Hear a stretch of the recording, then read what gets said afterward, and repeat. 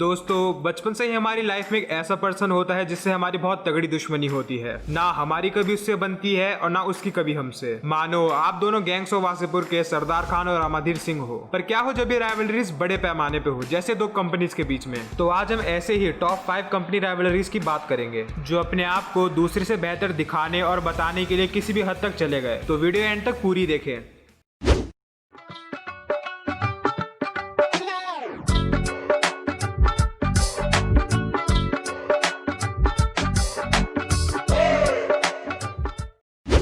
Number 1, Tata versus Ford. सन 1998 में रतन टाटा ने पैसेंजर कार सेगमेंट में टाटा इंडिका को लॉन्च करा, जो मार्केट में उतरने के साथ ही फ्लॉप हो गई। जिसके बाद रतन टाटा को अपने फैसले को लेकर तमाम आलोचना का सामना भी करना पड़ा।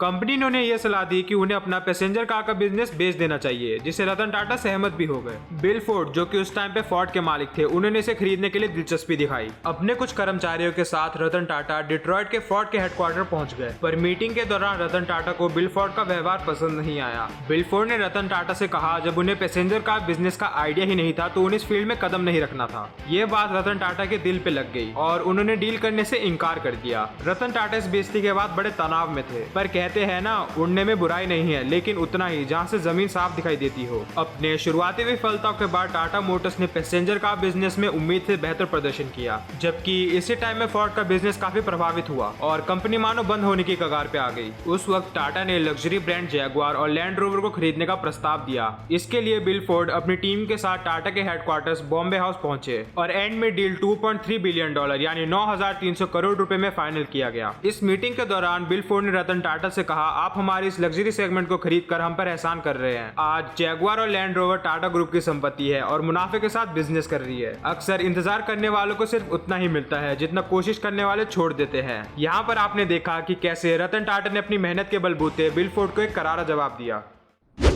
Number 2, Xiaomi versus Realme.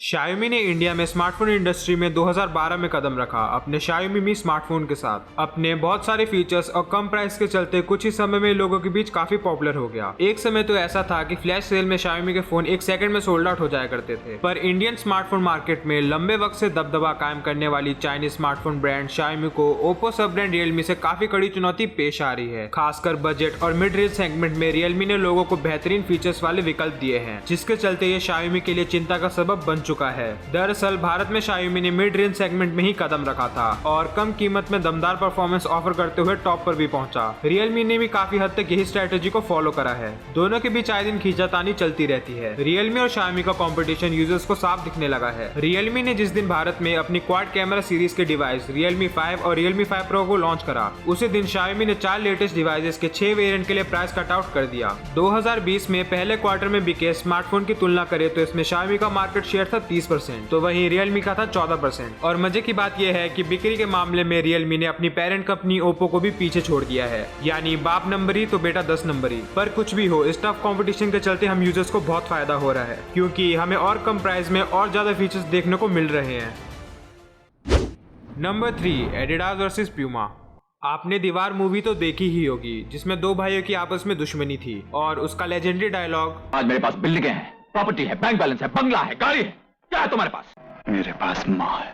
कौन भूल सकता है। पर क्या हो जब आपके दुश्मन का आपसे खून का रिश्ता हो। मार्केट में स्पोर्ट्स शू के 2 बड़े प्रतिद्वंदी रहे, एडिडास और प्यूमा, लेकिन क्या आपको पता है इन कंपनियों के मालिक सगे भाई थे। आखिर क्यों एक ही परिवार में जन्मे दोनों भाइयों में जिंदगी भर चलती रही लड़ाई, आइए जानते हैं। एडिडास के मालिक एडोल्फ डेजलर और प्यूमा के मालिक रुडोल्फ डेजलर जर्मनी के एक गरीब परिवार में जन्मे थे। उनके पिता एक जूते की फैक्ट्री में काम किया करते थे और उनकी माँ लॉन्ड्री चलाती थी, और वो 2 वक्त के खाने के लिए घर में चप्पलें बनाकर बेचा करते थे। सन 1920 में जर्मनी के एक छोटे से कस्बे हेर्ज़ोगेनाउज़ में परिवार ने अपनी पहली जूतों की दुकान खोली, जिसका नाम डेजलर ब्रदर्स स्पोर्ट शू फैक्ट्री रखा।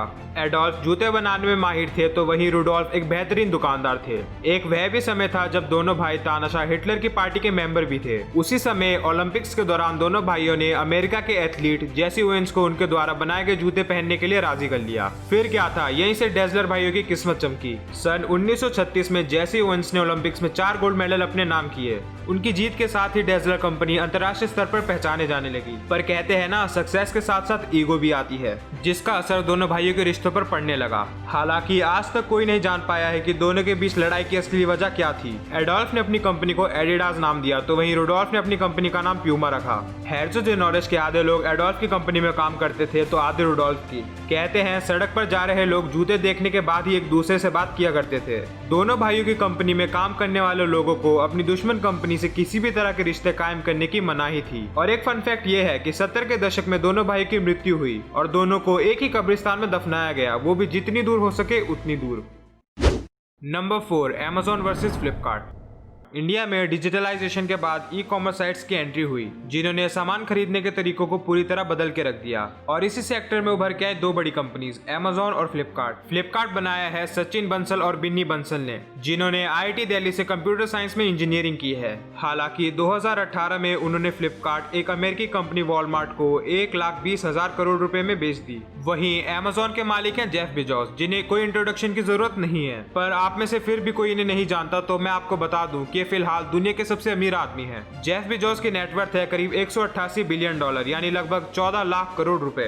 जेफ बेजोस की रईसी का अंदाजा आप इस बात से लगा सकते हैं कि वो आज से अगर काम करना बंद कर दे और दिन के 7 करोड़ रुपए खर्च करे तो उन्हें तकरीबन 446 साल लग जाएंगे अपने सारे पैसे उड़ाने में। अगर वैल्यू की बात की जाए तो 2018 में फ्लिपकार्ट कंपनी की वैल्यू आंकी गई थी 20 बिलियन डॉलर, तो वहीं Amazon की कुल वैल्यू आंकी गई थी 1 ट्रिलियन डॉलर। अगर रिपोर्ट्स की माने तो इलेक्ट्रॉनिक डिवाइसेस जैसे स्मार्टफोन, लैपटॉप, टैबलेट, हेडफोन्स और इसके जैसे बहुत सारी चीजों में फ्लिपकार्ट की बिक्री Amazon से कहीं ज्यादा है। पर वहीं एसेंशियल आइटम्स, क्लोथिंग और अन्य चीजों में Amazon का यूज ज्यादा होता है। फ्लिपकार्ट की बिग बिलियन सेल लोगों के बीच काफी पॉपुलर है और इसी को टक्कर देने के लिए Amazon की है द ग्रेट इंडियन सेल। दोनों का ही मार्केट में अपना दबदबा बनाने के लिए काफी टफ कॉम्पिटिशन है। Number 5, Disney versus Warner Bros. इन दोनों मूवी प्रोडक्शन कंपनीज की फाइट बहुत टाइम से चल रही है। दोनों कंपनी की स्थापना सन 1920 में हुई। वार्नर ब्रोस कंपनी की खोज 4 भाई Jack L Warner, Albert Warner, Harry Warner और सैम वार्नर ने की थी। तो वहीं डिज्नी की खोज वॉल्टर एलियास डिज्नी ने की, जिनको हम वॉल्ट डिज्नी के नाम से जानते हैं। नवंबर 18, 1928 को डिज्नी ने अपने एनिमेटेड कैरेक्टर मिकी माउस को लॉन्च करा, जिसने कार्टून इंडस्ट्री को बदल के रख दिया और बहुत कम समय में ही बच्चों के बीच काफी फेमस हो गया। इसे देखते हुए वार्नर ब्रोस ने सोचा कि उन्हें भी कार्टून इंडस्ट्री में कदम रखना चाहिए। सन 1930 में वार्नर ब्रोस ने लूनी टून्स लॉन्च करा, जिसका बक्स बनी कैरेक्टर कौन भूल सकता है। मार्केट में लॉन्च होने के साथ ही इसने सीधी टक्कर दी मिकी माउस को। मानो उस समय कार्टून इंडस्ट्री में बस इन दोनों का ही राज था। आगे चलकर वार्नर ब्रोस ने मार्च 1989 में टाइम्स इनकॉर्पोरेटेड को खरीद लिया, जिसके अंडर DC कॉमिक्स आती थी। DC उस समय की कॉमिक्स की दुनिया में एक बहुत बड़ा नाम था। इसके बाद वार्नर ब्रोस बैनर तले काफी सुपर हीरो मूवीज रिलीज हुई, जैसे सुपरमैन,